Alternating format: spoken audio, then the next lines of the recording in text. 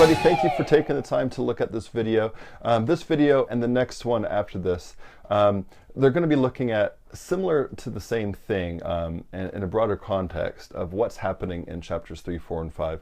That's different than the previous chapters, chapter 2. Chapter 2 looks at European encounters with this new world. Now we're going to hone in, like a video camera, a little bit deeper into the story of North America, and specifically what happens when England arrives on the scene. What allows England to start putting its influence, breaking the Treaty of Tordesillas, if you think about it, and starts to do a new sphere of influence for themselves and tie into this new global phenomenon of a new system of exchange that we call collectively the Columbian Exchange, and then eventually developing what's going to be known as the Triangle Trade, and then to benefit themselves, to benefit the mother country, and to use this new colonial enterprises to benefit themselves. What you're going to see in here is how English's story in North America differs than what's happening in the Caribbean, differs than what's happening in South America. It differs in what Europeans are doing. If you look at the Spanish, if you look at the French, if you look at the Portuguese, of how they try to create their sphere of influence, and how England, what they're doing in the Northern Hemisphere is much different. You can see it in the very founding of Jamestown. You can see it in the very relations with the Indian peoples. All this shows a difference, and because of that difference, you see different relations from the foundation that has lasting effects. As it grows in colonies, as it grows to become a young new nation, and as that young new nation expands westward, and by as long as 1890, by 1890, there's still a westward expansion. And then when they reach the Pacific and when they conquer the whole thing, that same ideology, the same changes that happens at the very end of this conquest to the Pacific Ocean, all stems from day one in Jamestown. So this is about the British Empire in America, and really there's two big stories of people that we need to talk about when you think of the first earliest settlements of English people in North America. That's of course the British people themselves. On the other side of it is a big group of native peoples called the Algonquins. Algonquins is a large group of similar language groups that has a very complex political structure of these native Indian peoples. There's a big question of why was Jamestown established? Why did Powhatan behave the way he did? And think of some stories that are very popular and how Disney used them. So again, going back from last week very, very briefly, before 1492, you can kind of see systems of exchange in this way, where people were interacting, if not directly, indirectly from different networks that were happening. So in this region here, really, there was a lot of interaction happening, where you could even very indirectly from Australia and Southeast Asia, connecting the Silk Road, connecting it to the Mediterranean, connecting it to Europe, connecting Africa. All this stuff is huge. Now, not knowing this exists, of course everyone here is trying to get the wealth from over here.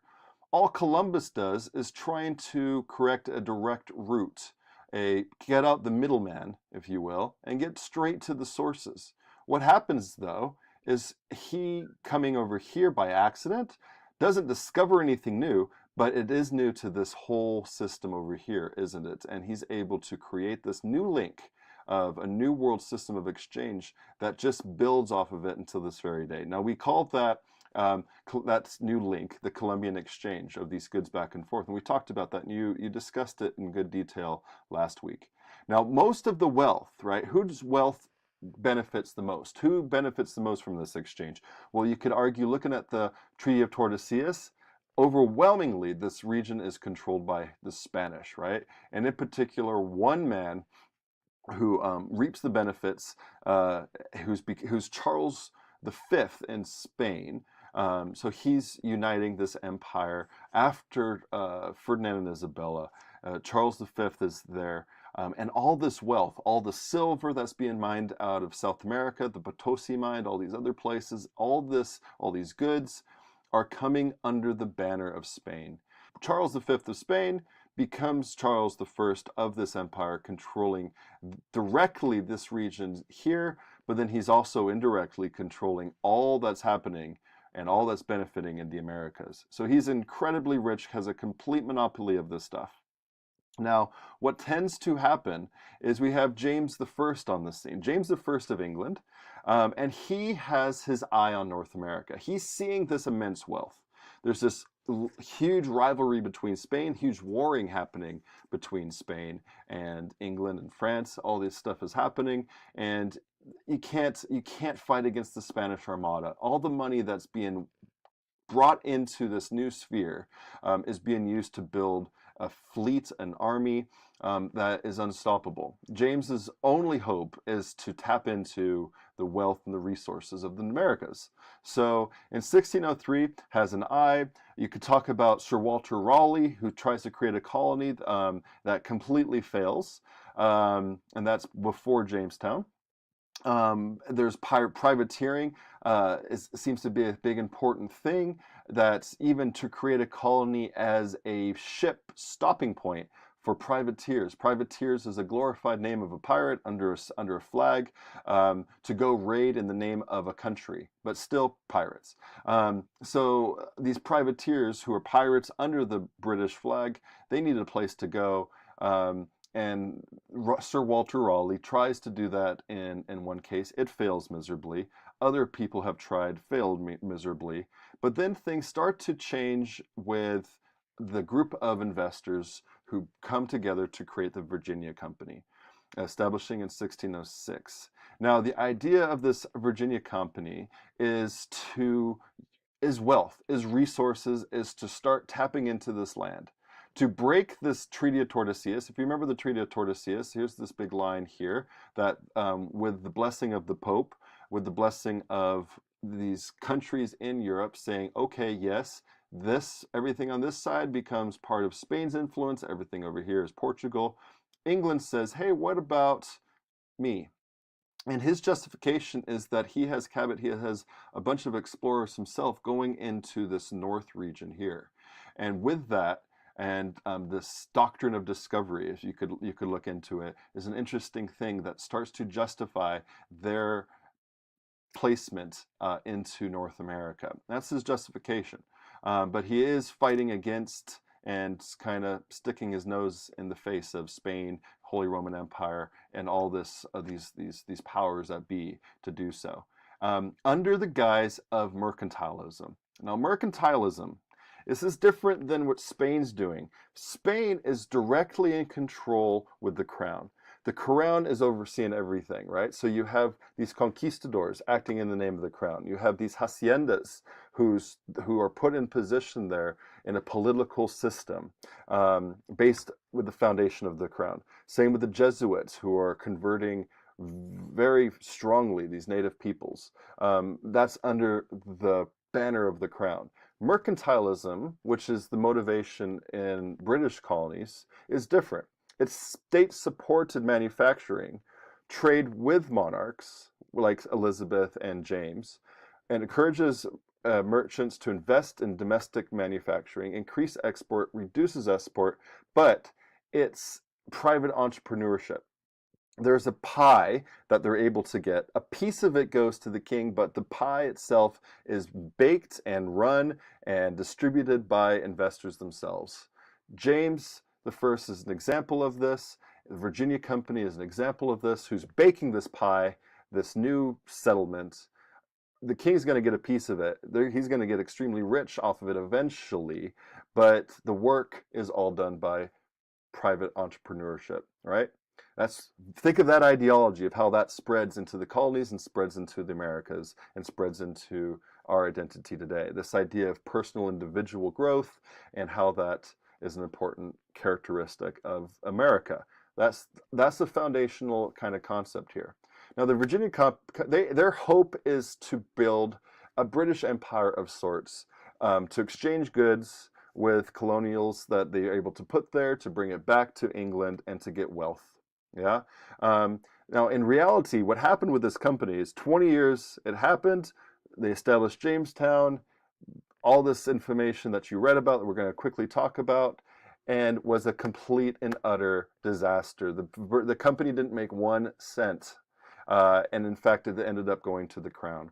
So the early settlements you have in 1606, this investors are getting people together. Who are these? They are men. They are not well equipped. They have more shovels and things to try to get gold out of the ground than to plant food. That's a problem. The Discovery, Godspeed, Susan Constant, 144 people go towards Virginia. They land. What happens? They land in 1607. They get attacked. They move away from that land. There's bad mosquitoes and all kinds of problems. They moved up into the peninsula. They build a fort, right? If you build a fort, it's because you're freaked out and you're trying to protect yourselves, as they do. And they name it after their king, James himself. So you've read about what happened there. You've read about the horrible situations that they go through. Some people even go as far as saying that there's episodes of cannibalism that occurs because of the starvation. But what's our pop culture story? Our pop culture story is a picture something like this. Then you get this first story with pilgrims. We'll talk about them in the next video. But this is a similar video or picture that you see that's happening, right? And this shows a lot. This shows a lot of ideas of what's happening here. Very strong soldiers who are protecting, very strong religious overship here, who are civilizing these native peoples, who are the ones giving them the food. All these aspects is the pop culture story. But what is it in reality? How does this picture differ than what you read about? I think that's an important thing. Who was really given the giving here? And who was really in charge? You can see who's in charge by this story here. A lot of you are familiar with this story and the music from the Disney movie Pocahontas, which is an important story. It's a great story, but how accurate is it? A lot of the story from the Disney movie Pocahontas comes from the story from John Smith himself when he wrote a book about his experiences in Virginia, it's Jamestown, and his interaction with Powhatan and Pocahontas and everything else. It was a very popular story. Everyone wanted to see what these people. Motaka, who is commonly known as Pocahontas. Pocahontas was her name, that people called her. It means playful one. Now, when this situation occurred, which did really happen, when Pocahontas threw herself on John Smith, how old was she? She was 9 years old. So John Smith explains the story that he was ready to be killed. He was captured by Powhatan, who is the emperor of this Algonquin nation, and was captured. He was put on this block, and this woman, threw herself on top of him because why? Because she loves him, right? And that's the story that sort of Disney went with. Now, in reality, this is a very known situation, a ritual, to help explain the power struggle. And she was part of this ritual. And she was to throw on there, he has the power, and she was able to show in this situation that he is merciful. It was all about showing Powhatan's power and how he is merciful, and that he is merciful to his children, the nation. It's not because Pocahontas, a 9-year-old, was in love with John Smith. That's just disgusting. It was because it was to show John Smith, and to take this story back with him to Jamestown and say, who is in control here? Who is letting you live? And that is me, Powhatan. That's this real story. Now, a few years down the road, more skirmishes start to happen, as you read about. Pocahontas ends up being captured. She ends up being forced to convert to Christianity. She marries John Rolfe. She's brought to England, where she dies in England. So everything changed after Powhatan dies, and Apachahanaho took control of this vast, strong empire. You have to think of it this way. These are British people who are under James the First, right? Under King James's crown. But in reality, the person in charge, the person who really controlled these peoples, the settlements, was Powhatan. Powhatan observed, traded. He saw them as part of his empire, rather than James the First, who saw this new Jamestown settlement part of his empire. So there's a clash that already happens in the beginning. Now, if by looking at this number here, you can kind of see what the book talks about. In 1606, people arrived, 144 colonists. They were young men, ambitious men, and a lot of times the first ones were, a lot of them were excited about the prospect of getting rich. And so they working with the Virginia Company were able to get there and were excited to get rich and come home. Now, this very next year, you can see how many people died. By 16, that's who's arriving by 1607, arriving into and founding Jamestown. So the journey killed off quite a bit. That first winter, where a lot of people have argued cannibalism occurred because, again, they brought shovels and things to get resources out of the earth rather than putting resources like seeds and things to grow food into the earth. So a lot of people died of starvation that first horrible winter. Only 38 survived. Now, right off the bat, you get 120 more. How did that happen? Well, remember, constantly, once people founding this Jamestown, the Crown, this Virginia Company, continues to send supplies of people over. And those people are what? They're indentured servants. These are people who have a horrible situation back in England, and the best thing they could do is put themselves in a slavery situation and indentured servitude where they serve 3 to 5, 7 years amount of time in this colony. So they are the Virginia colony gets people who have a horrible situation, down and out on their luck, and they're in absolute poverty. They pay for their journey, they pay for their clothes. In return, basically they're slaves for 3 years, 5 years, 7 years. Normally it's 5 years, but you see situations of 7. You see some as early as little as 3, but normally it's 5 and 7.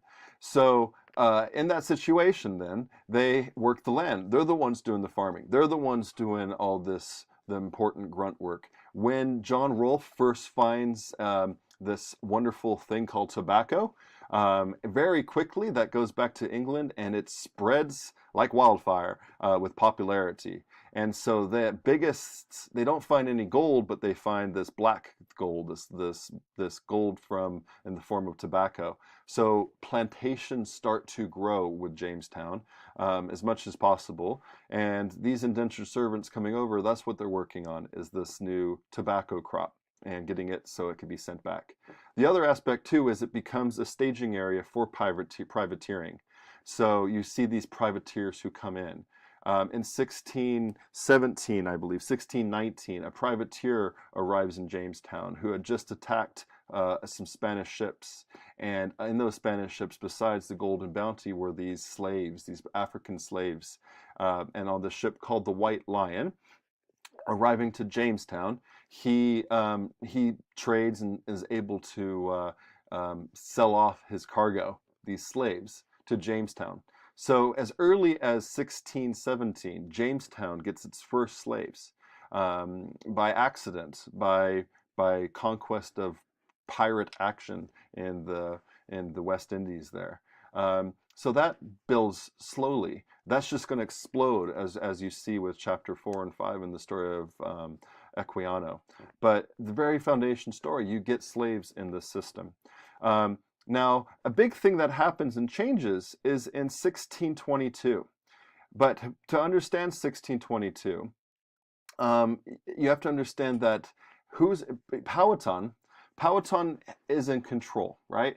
And so he's able to have his sphere of influence, and he is very patient. He's trying to show relations and build a relation with this colony. He sends his daughter, who he loves dearly. In this Algonquin culture, the father-daughter and father and all his kids' relationship is incredibly strong. In fact, the discipline of relationship in the Algonquins comes from the uncles. The uncles are the ones that discipline them and allows the father to be kind of the spoiling uncle in our culture, be able to give them all the, just shower them with love. So the fact that this empire, this king, sends his daughter, who he loves so much, to be the relations between this colony is for him to show, hey, I'm giving you the person I love the most in this relationship. And she is captured. She is forced into Christianity, converted. by against her will, is what's been written about. They changed her name to Rebecca, and she's brought back to show the queen who these people are. John Rolfe is able to go back, and he's also trying to build relations back in England to start selling even more this new tobacco. But while she's there, she's killed. She's dead. She's not killed. She's killed by disease. She dies of sickness there. But in 1617 as well, you get Powhatan past dying. Now, again, here's the argument. Some people say disease is spreading in the Powhatan, the Algonquins, and that he falls victim to the disease spreading. And with the disease spreading, his brother changes the whole political structure, changes the direction. Regardless of that, if it's disease that plays out or if it's just personalities, Apachakanaho has a completely different way of showing his power. Rather than building relations with these new settlements, his is to extract them off the face of the earth.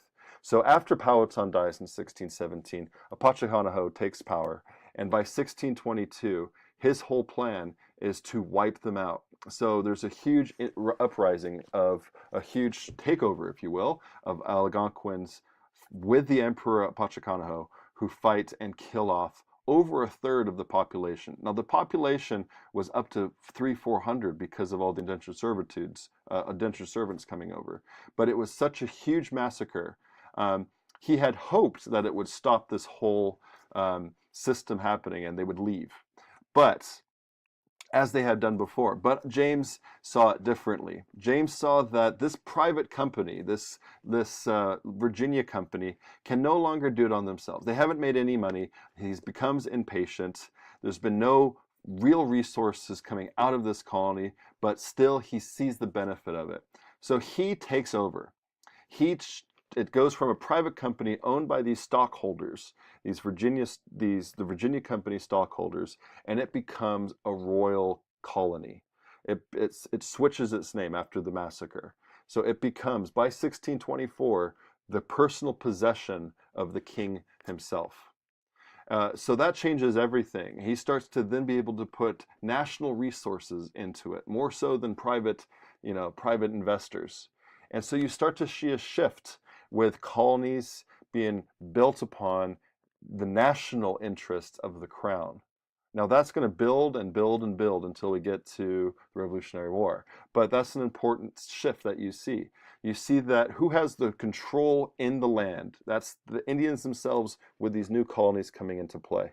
Then things start to shift. You start to see subtle shifts of how the crown deals with these colonies, how Algonquin, how the native peoples and the power structure changes, and how the resources themselves start to change. And in Jamestown itself, a tobacco economy starts to emerge. You see, it becomes a strong export economy.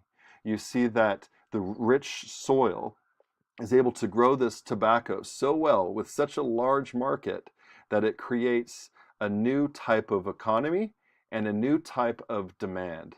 And a new demand not only creating Columbian exchange of goods back here, bringing tobacco to Europe, but also bringing from Africa slaves to then be part of this new economy, to build at the very foundation of the very foundation of life, of how they're able to survive by building off of a slave economy that then gets goods to Europe and creates this new thing called the triangle trade that you read about. So that's just overall Algonquin resources, how the crown, the British crown, and this new company using mercantilism, right? Mercantilism again, where it's state-sponsored, but encouraging merchants, encouraging investments of individuals, encouraging domestic manufacturing, all to increase export, reduce import, so that everybody who's part of that crown, underneath that, in that nation, will benefit. And so mercantilism becomes the main motivation in these new colonies. And see how that differs from Spanish conquest, Portuguese conquest, and the French down in Florida, and eventually further westward. Okay, so that's an overview of the first chapter and some information. There's a second video I want to talk about the other side of that, another interaction with the Algonquins, and that's with these Puritans, and they're getting lost. They got lost, ended up in the wrong place, and the rest is history.